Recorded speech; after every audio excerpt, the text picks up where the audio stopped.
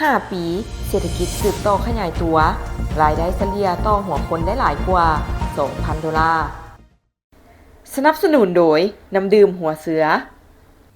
ใน 5 ปีผ่านมา เศรษฐกิจของประเทศเฮาขยายตัวเฉลี่ย 4.24% GDP เฉลี่ยต่อหัวคนได้ 2,138 ดอลลาร์ มูลค่าการค้ากับต่างประเทศบรรลุหลายกว่า 84 ตื้อดอลลาร์ เกินดุลการค้า 8.4 ตื้อดอลลาร์ สหายสอนไซสีพันดอนกรรมการกลุ่มการเมืองศูนย์กลางพรรคนายกรัฐมนตรีแห่งสปป.ลาว ได้ผ่านห่างบทสรุปตีราคาการจัดตั้งปฏิบัติแผนพัฒนาเศรษฐกิจสังคมแห่งชาติ 5 ปีครั้งที่ 9 เป็นต้น 2021-2025 และแผนพัฒนาเศรษฐกิจสังคมแห่งชาติ 5 ปีครั้งที่ 10 เป็นต้น 2026-2030 ต่อกล่องประชุมใหญ่ผู้แทนทั่วประเทศครั้งที่ 12 ของพรรคประชาชนปฏิวัติลาว ในวันที่ 6 มังกร 2026 ว่าด้านการเติบโตเศรษฐกิจในระยะ 5 ปีผ่านมา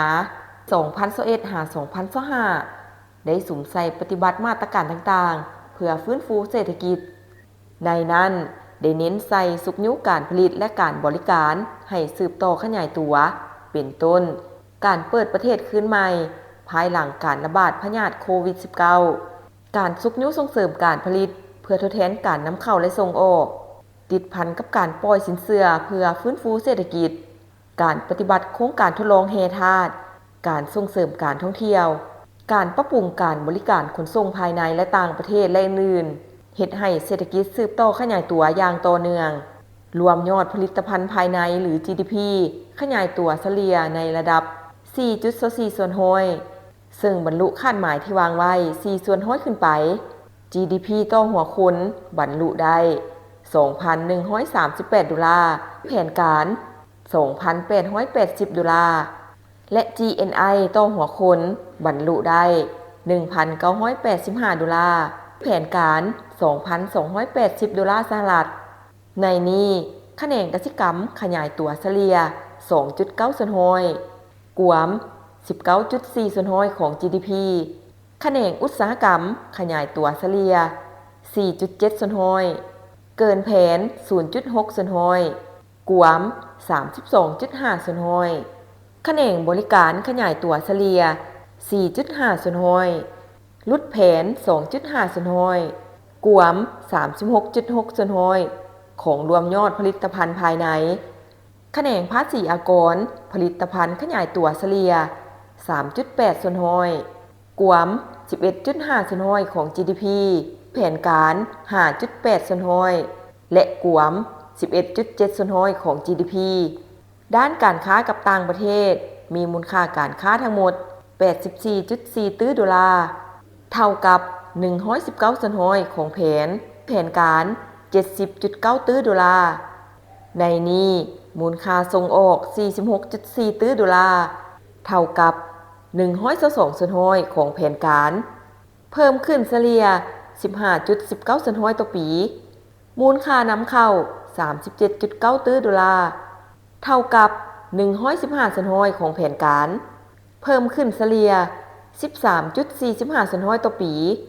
เฮ็ดให้ปีผ่านมาลาวได้เกินดุลการค้า 8.4 ตื้อดอลลาร์ สามารถระดมการลงทุนได้ทั้งหมด 387,372 ตื้อกีบ เท่ากับ 189% ของแผนการ 204,599 ตื้อกีบ ในนี้การลงทุนจากงบประมาณภายใน 22,080 ตื้อกีบ เท่ากับ 96% ของแผน การลงทุนจากการช่วยเหลือทางการเพื่อการพัฒนาหรือ ODA 54,493 ตื้อกีบ เท่ากับ 146% ของแผน การลงทุนจากเอกชนภายใน